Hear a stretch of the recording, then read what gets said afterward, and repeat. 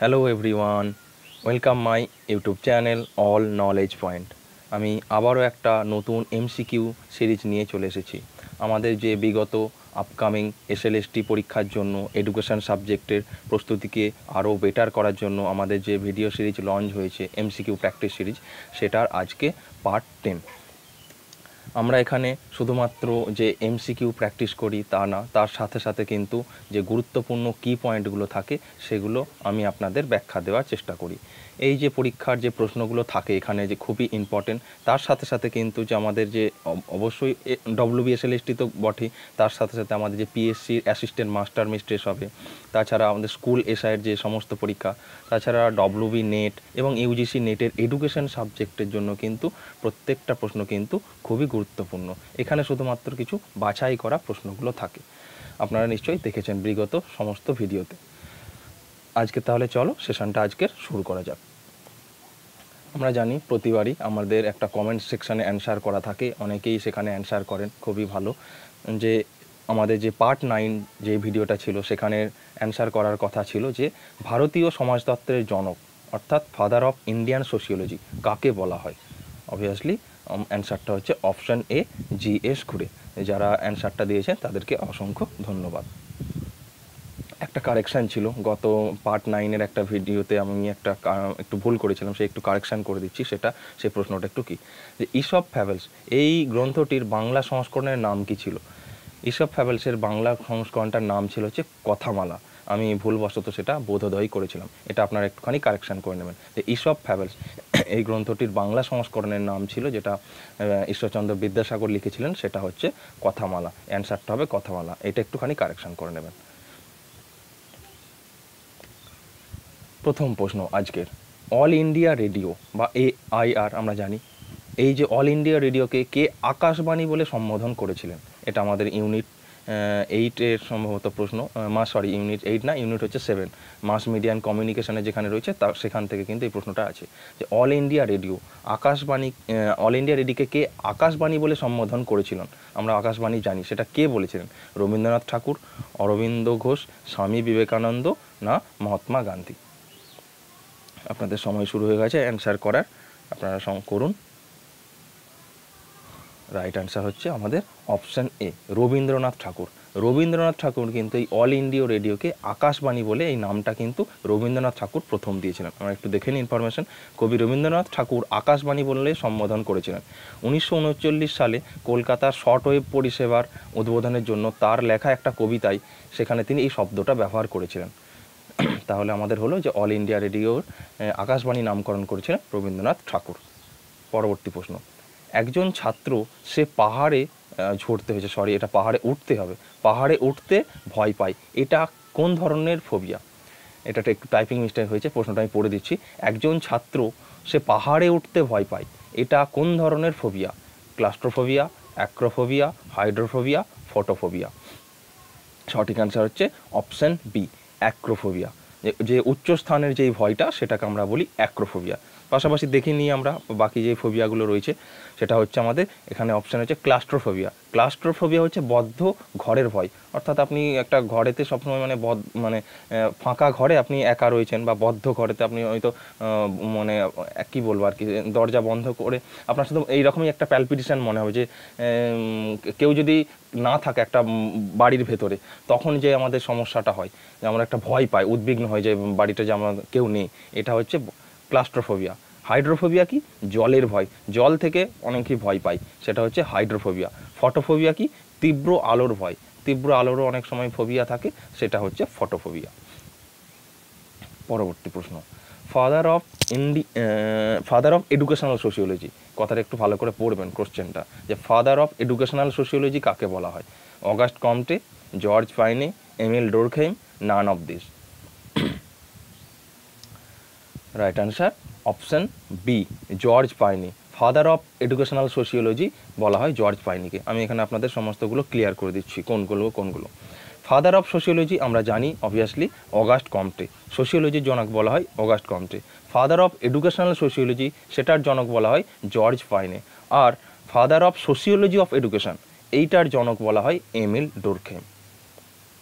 Next প্রশ্ন, কোনটি প্রাথমিক গোষ্ঠীর উদাহরণ? নিম্নলিখিতের মধ্যে কোনটা প্রাথমিক গোষ্ঠীর প্রাইমারি গ্রুপের উদাহরণ? রাজনৈতিক দল, রেড ক্রস সোসাইটি, পরিবার, শ্রমিক সংগঠন। রাইট অ্যান্সার অপশন সি, পরিবার। নিম্নলিখিতের মধ্যে পরিবার হচ্ছে প্রাথমিক গোষ্ঠীর উদাহরণ। এই প্রাথমিক গোষ্ঠীর এই যে ধারণাটা, এই ধারণাটা দিয়েছিলেন C.H. কুলি। এটা একটা খুবই ইম্পর্টেন্ট এবং প্রিভিয়াস ইয়ার প্রশ্ন, আপনারা দেখে থাকবেন যে মাদ্রাসা সার্ভিস কমিশনের বিগত যে পরীক্ষাটা হয়েছিল মাদ্রাসা সার্ভিস কমিশনের, সেখানে কিন্তু পড়েছিল যে প্রাথমিক গোষ্ঠীর ধারণা কে দিয়েছিলেন। অ্যান্সারটা হচ্ছে পরিবার। নেক্সট, প্রাথমিক গোষ্ঠীর ধারণাটা দিয়েছিলেন হচ্ছে C.H. কুলি। এইখানে হচ্ছে প্রাথমিক গোষ্ঠীর উদাহরণ হচ্ছে পরিবার। নেক্সট প্রশ্ন, the teacher is a maker of man উক্তিটি কার? The teacher is a maker of man, এই উক্তিটি কে করেছিলেন? এটা একটা খুবই গুরুত্বপূর্ণ এবং ইম্পর্ট্যান্ট প্রশ্ন। Rabindranath Tagore, Aurobindo Ghosh, John Locke, Adams. সঠিক অ্যান্সারটা হচ্ছে option D, Adams. The teacher is a maker of man, এই জনপ্রিয় উক্তিটি করেছিলেন জন অ্যাডাম। আমরা একটুখানি পয়েন্টগুলো দেখিনি আর কি কি এর সাথে রিলেটেড থাকতে পারে। Education is A bipolar process, আমরা একটা কথা শুনি যে দ্বিমুখী প্রক্রিয়া, এটা দিয়ে বলেছিলেন হচ্ছে এই অ্যাডামস। আর education is a tripolar process, এই যে ধারণাটা, এই ধারণাটা দিয়েছিলেন হচ্ছে জন ডিউই। নেক্সট প্রশ্ন, caste and class in India গ্রন্থটির প্রণেতা হলেন? নিম্নলিখিতের মধ্যে এই যে আমাদের গ্রন্থটা caste and class in India, গ্রন্থটির প্রণেতা কে? G.S. ঘুরে, শ্রীনিবাস, রাম আহুজা, রাধাকমল মুখার্জি। আমরা রাইট অ্যান্সারটা দেখে নিই। রাইট অ্যান্সার হচ্ছে অপশন এ, G.S. ঘুরে। G.S. ঘুরে আমরা রিসেন্ট পড়েছিলাম G.S. ঘুরে সম্পর্কে। কি পয়েন্ট কি, যে ভারতীয় সমাজতন্ত্রের জনক, একদম রাইট, যে ভারতীয় সমাজতত্ত্বের জনক বলা হচ্ছে G.S. ঘুরেকে। নেক্সট, প্রাচ্য পাশ্চাত্য দ্বন্দ্বে প্রাচ্যবাদীদের নেতা কে ছিলেন? আপনারা নিশ্চয়ই জানেন যে 1813 সালে সনদ আইন হয়েছিল। সেই সনদ আইনে বার্ষিক 1 লক্ষ টাকা দেওয়া হয়েছিল। সেই 1 লক্ষ টাকা কোন খাতে ব্যয় হবে, প্রাচ্য খাতে না পাশ্চাত্য শিক্ষার উন্নয়নের খাতে, এই নিয়ে একটা দ্বন্দ্ব লেগে গিয়েছিল। সেটাকেই আমরা প্রাচ্য পাশ্চাত্য দ্বন্দ্ব বা অ্যাক্টিভিস্ট ওরিয়েন্টালিস্ট দ্বন্দ্ব হিসাবেও আমরা বলতে পারি। সেই দ্বন্দ্বে প্রাচ্যবাদীদের নেতা কে ছিলেন? প্রাচ্যবাদীদের অর্থাৎ যে দেশীয় শিক্ষার মানে দেশীয় শিক্ষার ব্যয়দানে আমাদের টাকাটাকে খরচ করার কথা বলেছিলেন কে? Lord Macaulay, Sadler, H.T. Prinsep আর হচ্ছে ট্রেভেলিয়ান। আমরা অ্যান্সারটা দেখে নিই। অ্যান্সারটা হচ্ছে অপশন সি, H.T. প্রিন্সেপ। প্রাচ্যবাদীদের নেতা ছিলেন কিন্তু H.T. প্রিন্সেপ, আর পাশ্চাত্যবাদীদের নেতা ছিলেন কিন্তু ট্রাভেলিয়ান। নেক্সট প্রশ্ন, সংবিধানের কততম সংশোধনীতে EWS জাতি অন্তর্ভুক্ত করা হয়? সংবিধানের কততম সংশোধনীতে EWSকে অন্তর্ভুক্ত করা হয়? এটা আপনারা অনেকেই জানেন। EWS অর্থাৎ ইকোনমিক্যালি উইকার সেকশন, এটা কত সালে সংবিধানে অন্তর্ভুক্ত হয়েছে? 103, 86, 107, 76, 76। রাইট অ্যান্সারটা দেখে নিই। রাইট অ্যান্সার হচ্ছে অপশন এ। সংবিধানের 103তম সংশোধনীতে EWS অর্থাৎ ইকোনমিক্যালি উইকার সেকশন মানে যে সেকশনটা রয়েছে সেই জাতিকে অন্তর্ভুক্ত করা হয়েছে এবং এই সংশোধনীর মাধ্যমে বিভিন্ন চাকরি এবং শিক্ষা প্রতিষ্ঠানে 10% সংরক্ষণের ব্যবস্থা করা হয়েছে। নেক্সট প্রশ্ন, একটি শিশু চকলেট খাওয়ার জন্য তার মাকে বলল চকলেট, শুধুমাত্র তার মাকে চকলেট খাওয়ার জন্য শুধুমাত্র বলেছে চকলেট। এটি ভাষা বিকাশের কোন পর্যায়? এটি ভাষা বিকাশের কোন পর্যায়? Option A cooing, option B babbling, option C holophrase, option D telegraphic. এটা একটি খুবই গুরুত্বপূর্ণ কিন্তু প্রশ্ন। এটার অ্যান্সার হচ্ছে অপশান সি হলোফ্রেজিক। তাহলে আমরা কি এগুলো আমরা একটুখানি দেখে নিই ফেজগুলো। যে সবার প্রথমে হয় যে কুইং, যখন একদম আর্লি স্টেজে 6 থেকে 8 সপ্তাহ যখন শিশুর বয়স হয় সে হচ্ছে মানে কুইংটা করে, যেমন সে আওয়াজগুলো করে কু, এই ছোটো ছোটো আওয়াজগুলো ও, মানে যখন একটা একটা করে মানে আওয়াজগুলো করতে পারে সেগুলো হচ্ছে কুইং। তারপরে স্টেজ হচ্ছে ব্যাবলিং।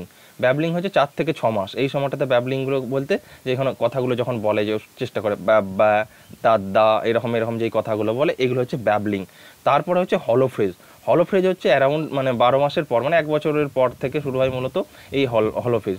মানে সে হচ্ছে দুধ খেতে চায়, তার মাকে শুধু বললো দুধ, এই যে কথাটা পুরোটা বলতে হবে না। এই যে চকলেট খেতে চাইছে, তার মাকে শুধু সবটা বলতে পারছে না, ওই জন্য বলছে চকলেট, শুধু একটা কথা বলছে, এটা হচ্ছে হলোফ্রেজ। তারপরে হচ্ছে টেলিগ্রাফিক ফ্রিজ, যেটা হচ্ছে প্রায় 1.5 বছরের বয়স থেকে প্রায় হতে থাকে, কিংবা 30 মাসের পর থেকে কিন্তু ঠিকঠাকভাবে এসে যায়, যখন দুটো কথা একসাথে বলতে পারে বা তারও বেশি। ওয়ান মানে হচ্ছে খেলনা চাই, চকলেট চাই, চকলেট দাও, এইগুলো হচ্ছে আমাদের টেলিগ্রাফিক পর্যায়। তাহলে আমাদের 4টে পর্যায় কুইং, ব্যাবলিং, হলোফ্রেজিং এবং টেলিগ্রাফি। মনোযোগ পরিমাপ যন্ত্রের নাম কি? মনোযোগের যে আমাদের যে মনোযোগ, স্প্যাম অফ অ্যাটেনশন, সেটা আমরা কোন যন্ত্রের সাহায্যে মাপতে পারি? এটা একটা খুবই ইম্পর্টেন্ট প্রশ্ন। Option A telescope, rating scale, learning curve, tachistoscope. Option D, answer হচ্ছে অপশান ডি, টেচিস্টোস্কোপ। টেচিস্টোস্কোপ যন্ত্রের সাহায্যে এই মনোযোগের পরিসর মাপা হয়। নেক্সট প্রশ্ন, prayer can not be offered in an empty stomach. বক্তব্যটি কোন দর্শনের শাখা সমর্থন করে? Prayer can not be offered empty stomach, বক্তব্যটি কোন দর্শনের শাখা সমর্থন করে? Idealism, naturalism, pragmatism, realism.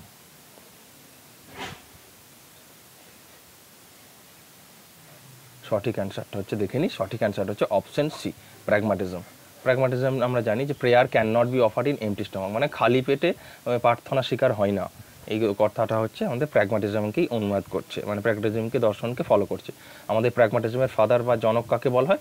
Charles স্যান্ডার pears, এনাকে বলা হয় আইডিয়া, মানে আমাদের প্র্যাগমাটিজমের জনক। নেক্সট প্রশ্ন,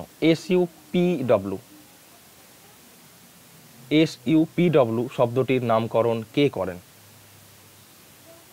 option A Kothari commission, option B Ashok Mitra commission, option C Yashpal committee, option D Ishwar Bhai Patel committee. Right অ্যান্সারটা দেখে নিই, রাইট অ্যান্সার হচ্ছে option D, Ishwar Bhai Patel committee. একটুখানি দেখে নিই এই কমিটি সম্পর্কে। দ্য ঈশ্বর ভাই প্যাটেল কমিটি, যেটা আবার অন্য নাম আর একটা ছিল, মানে review committee on the curriculum for the 10 your school. এটা হচ্ছে এই কমিশনের কিন্তু অপর একটা নাম, ঈশ্বর ভাই প্যাটেল কমিটির, যে review committee on the curriculum for the 10 your school socially useful productive work, যেটা এসইউপিভি, যেটার নাম হচ্ছে সোশ্যালি ইউজফুল প্রোডাক্টিভ ওয়ার্ক। এটা হচ্ছে 1978 সালে মিনিস্ট্রি অফ এডুকেশন, মানে গভর্নমেন্ট অফ ইন্ডিয়ার দ্বারা কিন্তু এটা পরিচালনা করা হয়েছিল। আপনারা জানেন 1978 সালেও কিন্তু মিনিস্ট্রি অফ এডুকেশন ছিল, যেটা আমাদের জাতীয় শিক্ষানীতি 1986-তে এসে ওই মিনিস্ট্রি অফ এডুকেশনটা কিন্তু এইচআরডি মিনিস্ট্রি হয়ে গিয়েছিল। নেক্সট প্রশ্ন, ভারতের শিক্ষা জগতের ঔরঙ্গজেব কাকে বলা হয়? ভারতের শিক্ষা জগতের ঔরঙ্গজেব কাকে বলা হয়? Option A Lord Ripon, option B Lord Curzon, option C Lord Canning, option D none of this. Right answer option, sorry এটা একটু মিস্টেক হয়ে গেছে, এটা অপশান বি হবে, অ্যান্সারটা হবে অপশান বি, অপশানটা হবে অপশান বি। ভারতের শিক্ষা জগতের ঔরঙ্গজেব বলা হয় লর্ড কার্জনকে। এটা আপনার একটুখানি শুনে নিন, ভারতের শিক্ষা জগতের ঔরঙ্গজেব বলা হয় লর্ড কার্জনকে। নেক্সট প্রশ্ন, the destiny of India is now being shaped in her classroom, উক্তিটি কোন কমিশনের? এটা একটা খুবই গুরুত্বপূর্ণ একটা প্রশ্ন। সেখানে the destiny of India is now being in her classroom, মানে ভারতের ভাগ্য তার ক্লাসরুমে নির্মিত হচ্ছে, এটা কোন কমিশনের বিখ্যাত উক্তি? University commission, Mudaliar commission, Kothari commission, Sadler commission. Right answer option C, Kothari commission. Kothari commission আমরা একটু দেখে নিই, কোঠারি কমিশন কী কী দিয়েছিল? 3 ল্যাঙ্গুয়েজ ফর্মুলা, তাছাড়া হচ্ছে 6% অফ জিডিপি, এটাও কিন্তু কোঠারি কমিশনই বলেছিল। তারপর হচ্ছে আমাদের 10+2+ থিওরি, এই যে কাঠামোটা ছিল সেটাও কোঠারি কমিশন দিয়েছিল। এটা হচ্ছে 1964 সালে ফর্ম হয়েছিল এবং 66 সালে রিপোর্ট সাবমিট করেছিল। এটার সভাপতি ছিলেন ডক্টর দৌলত সিং কোঠারি। নেক্সট প্রশ্ন, অনুবন্ধ প্রণালী শিক্ষা পদ্ধতির সাহায্যে কে শিক্ষা দিতে চেয়েছিলেন? অনুবন্ধ পদ্ধতি বা কোরিলেশন পদ্ধতির সাহায্যে শিক্ষা পদ্ধতি কে দিতে চেয়েছিলেন? Option A Rabindranath Tagore, option B Aurobindo Ghosh, option C Swami Vivekananda, option D Mahatma Gandhi. Right answer option D Mahatma Gandhi. Mahatma Gandhi যে বুনিয়াদী শিক্ষা পরিকল্পনা ছিল সেখানে তিনি অনুবন্ধ প্রণালীর সাহায্যে শিক্ষা দিতে চেয়েছিলেন। একটু দেখে নিই মহাত্মা গান্ধীর কি পয়েন্ট হিসাবে, যেগুলো পরীক্ষায় পড়তে পারে। বইগুলোর নাম basic education, my experiment with truth, true education, towards new education, এবং পত্রিকার সাথে যুক্ত ছিল হরিজন পত্রিকা, এবং যে শিক্ষা পরিকল্পনা সেটা হচ্ছে বুনিয়াদী শিক্ষা পরিকল্পনা। নেক্সট প্রশ্ন, দলগত নির্দেশনা অর্থাৎ গ্রুপ গাইডেন্স কথাটি সর্বপ্রথম কে ব্যবহার করেন? দলগত নির্দেশনা কথাটি সর্বপ্রথম কে ব্যবহার করেছেন? Jones, Binet, Terman, Guilford. Option B আমাদের রাইট অ্যান্সার হচ্ছে option B, Binet. Group guidance এই কথাটি সর্বপ্রথম ব্যবহার করেছেন হচ্ছে বিনেট। আমরা জানি যে মনোবিদ বিনেট দলগত নির্দেশনা কথাটি ব্যবহার করেছেন। ইনিই প্রথম হচ্ছে ইন্টেলিজেন্ট টেস্ট সম্পর্কে কিন্তু ধারণা দিয়েছিলেন 1905 খ্রিস্টাব্দে। তাহলে ইন্টেলিজেন্ট টেস্ট বা বুদ্ধির অভিক্ষা কিন্তু প্রথম করেছিলেন এই বিনেট। নেক্সট প্রশ্ন, এ মাইন্ড দ্যাট ফাউন্ড ইটসেলফ, এটা হচ্ছে ওই আমাদের ইউনিট 8-এর মানসিক স্বাস্থ্যবিদ্যা যে চ্যাপ্টারটা রয়েছে সেখান থেকে রয়েছে, ম্যাল অ্যাডজাস্টমেন্টের যে চ্যাপ্টারটা রয়েছে। এ মাইন্ড দ্যাট ফাউন্ড ইটসেলফ, এই বইটির রচয়িতাকে, এই একটা বিখ্যাত কিন্তু বই, এটা খুব পরীক্ষায় পড়ে। A mind that found itself বইটির রচয়িতাকে, William Jones, Clifford Beers, Carl Rogers, none of this. Right অ্যান্সারটা দেখে নিই, রাইট অ্যান্সার হচ্ছে option B, Clifford Beers. A mind that found itself বইটির লেখক হচ্ছে ক্লিফোর্ড বিয়ার্স। এই বইটি লিখেছেন 1908 সালে ক্লিফোর্ড বিয়ার্স। নেক্সট প্রশ্ন, who introduced the term IQ, এই আইকিউ কথাটা কে উচ্চারণ করেছেন, এই টার্মটাকে কে দিয়েছিলেন? আমাদের সময় শুরু হয়ে গেছে।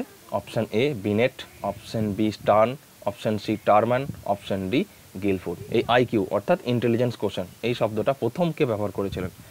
আমরা রাইট অ্যান্সারটা দেখে নিই, option B William Stern. William Stern কিন্তু এই আইকিউ অর্থাৎ যে ইন্টেলিজেন্স কোশ্চেন এই কথাটা প্রথম ব্যবহার করেছিলেন হচ্ছে উইলিয়াম স্টার্ন। কিন্তু এই যে আইকিউটা, যে আমাদের ফর্মুলাটা MA divided by CA into 100, এই যে সূত্রটা, এই সূত্রটা দিয়েছিলেন কিন্তু টারম্যান, একটু খেয়াল রাখবেন। নেক্সট প্রশ্ন, WATর সম্পূর্ণ রূপ কী? WATর সম্পূর্ণ রূপ কী? Work association test, word association test, world association test, word adaptation test. আমরা রাইট অ্যান্সারটা দেখে নিই, রাইট অ্যান্সার হচ্ছে option B word association test. আমরা এটা সম্পর্কে একটু দেখে নিই। ফ্রান্সিস গ্যালটন এই ওয়ার্ড বা ওয়ার্ড অ্যাসোসিয়েশন টেস্ট যেটা হচ্ছে সেটা হচ্ছে দিয়েছিলেন হচ্ছে ফ্রান্সিস গ্যালটন, একজন জনপ্রিয় সাইকোলজিস্ট। ইনি হচ্ছেন 1879 সালে এই ওয়ার্ড অ্যাসোসিয়েশন টেস্ট কিন্তু নির্মাণ করেছিলেন। নামটা কি তাহলে? Francis Galton. নেক্সট প্রশ্ন, 2, 9, 7, 6 এবং 4 এই স্কোরগুলির মধ্যমান কত? এটা একটু সময় লাগবে, আপনারা একটুখানি করুন। 2, 9, 7, 6, 4 এই স্কোরগুলির মধ্যমান কত হবে? তাহলে আমরা জানি যে মধ্যমান করার রুলস হচ্ছে প্রথমে অ্যাসেন্ডিং অর্ডারে আমাদেরকে সাজিয়ে নিতে হয়। ঠিক আছে, তাহলে আমরা অ্যাসেন্ডিং অর্ডারে আগে সাজিয়ে নিই। অ্যাসেন্ডিং অর্ডারে তাহলে হচ্ছে প্রথমে 2, তারপর হচ্ছে 4, তারপর হচ্ছে 6, তারপর হচ্ছে 7, তারপর হচ্ছে 9। এখানে যেহেতু দেখুন মানে সংখ্যা আছে 5টা, তাহলে 5 আমরা জানি হচ্ছে অড নাম্বার অর্থাৎ বিজোড় সংখ্যা। তাহলে বিজোড় সংখ্যা থাকলে আমাদের ফর্মুলা রয়েছে, এটা অপশান বি 6 হবে। কীভাবে হবে? আমরা যদি বিজোড় সংখ্যা থাকে তাহলে n+1/2 তম পদ, সেটাই হচ্ছে আমাদের অ্যান্সার। n হচ্ছে আমাদের এখানে 5 + 1 ডিভাইডেড বাই 2, তাহলে কত হলো? n 5-এর সাথে 1 যোগ করে 6, 6 ডিভাইডেড বাই 2 মানে 3তম পদ। তার মানে আমরা যখন সাজিয়েছিলাম তাহলে 2, 4, 6, এই 6 হচ্ছে অ্যান্সার। আর যদি ইভেন নাম্বার থাকে তাহলে আপনার সূত্রটা হচ্ছে n/2 প্লাস n/2 প্লাস 1 তম পদ ডিভাইডেড বাই 2। নেক্সট প্রশ্ন, প্রশ্ন আজকে শেষ, প্রায় 20টা প্রশ্ন এবং খুবই জনপ্রিয় মানে খুবই ইম্পর্টেন্ট এবং গুরুত্বপূর্ণ এবং বিভিন্ন প্রিভিয়াস ইয়ার থেকে আসা কিন্তু প্রশ্ন ছিল। এখানে ত্রিপুরা সেটের প্রশ্ন ছিল, সেটের প্রশ্ন ছিল, ওড়িশা সেটের কিন্তু ওড়িশা SSBর পরীক্ষার কিন্তু প্রশ্নগুলো ছিল। সেই জন্য সেশনটা কিন্তু খুবই গুরুত্বপূর্ণ। এবং যারা পুরনো সেশনগুলো দেখেনি, এই ভিডিওটা দেখছেন অথচ পুরনো সেশনটা কিন্তু যারা দেখেনি তারা নিশ্চয়ই আমার চ্যানেলে ভিজিট করবেন। সেখানে প্লেলিস্ট করা রয়েছে আমাদের SLST এডুকেশন সাবজেক্টের জন্য। সেখানে প্রিভিয়াস 9টা ভিডিও রয়েছে, আপনারা এই ডেসক্রিপশান লিঙ্কেও কিন্তু ডেসক্রিপশানে হয়তো পাবেন না, কিন্তু আপনারা এই ভিডিও শেষের যে লিঙ্কটা আসে সেখানেও যেতে পারেন, কিংবা আমার চ্যানেল ভিজিট করবেন, সেখানে কিন্তু প্লে লিস্টে গিয়ে সমস্ত ভিডিওগুলো কিন্তু দেখে নেবেন। এবার আমাদের যে নেক্সট আমাদের স্টেপটা থাকে সেটা হচ্ছে আপনাদের অ্যান্সার করতে হয় কমেন্ট সেকশানে। যারা কমেন্ট সেকশানে অ্যান্সার করছেন তাদেরকে তো অসংখ্য ধন্যবাদ, যারা করছেন না অবশ্যই কিন্তু করবেন। আপনাদের কিছু মতামত থাকলেও সেটা আমাকে জানাবেন কিন্তু কমেন্ট সেকশানে। যেটা প্রশ্নটা আমরা আজকের প্রশ্নটা কমেন্ট সেকশানে আপনারা যেটা করবেন, ডেলার্স কমিশন, আমরা সবাই জানি ডেলার্স কমিশন, সেই ডেলার্স যেখানে হচ্ছে আমাদের 4টে শিক্ষার উদ্দেশ্য বলা হয়েছিল, যে learning to know, learning to do, learning to be, learning to live together. সেই ডেলার্স কমিশনের মানে কোন ব্যক্তি ভারতের হয়ে প্রতিনিধিত্ব করেছিল? প্রত্যেকটা দেশের তো একটা করে ইন্টারন্যাশনাল ডেলিগেশন ছিল, ভারতের হয়ে প্রতিনিধিত্বটা কে করেছিলেন ওখানে? ডক্টর মনমোহন সিং, ডক্টর করণ সিং, শ্যাম পিত্রদা না অমর্ত্য সেন? এই অ্যান্সারটা কিন্তু আপনারা কমেন্ট সেকশানে করবেন। আপনাদের যদি সেশনটা ভালো লেগে থাকে তাহলে সেশনটাকে অবশ্যই লাইক করবেন। যারা এডুকেশনাল সাবজেক্টের বিষয়ে মানে SLSTর জন্য কিংবা আপকামিং যে কোনো পরীক্ষার জন্য প্রস্তুতি নিচ্ছেন তাদের সাথে শেয়ার করবেন, এবং কিছু মতামত থাকলে কমেন্ট করবেন। তার সাথে সাথে এই প্রশ্নটার অ্যান্সারও কিন্তু কমেন্ট বক্সে দেবেন। তাহলে ভিডিওটা সম্পূর্ণ দেখার জন্য আপনাদেরকে অসংখ্য ধন্যবাদ।